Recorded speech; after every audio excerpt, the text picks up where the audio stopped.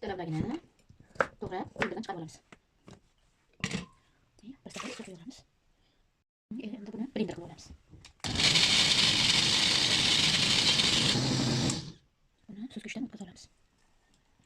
Mana lavlagini so'ka. Endi bunga xamir qilamiz. Buni isitib oldik. Endi bunga xamir qilamiz. Bitta sol. Un. Xamirimiz tayyor. Buni yoyib endi gulxonim qilamiz. Mana xamirimiz tayyor.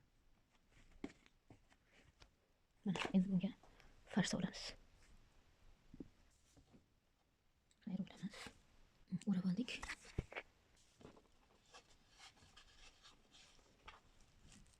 Mana tayyor. Mana pishdi mandimiz. Вот и готово у нас. Xonum. Mana lavlagili xonimlarimiz pishdi.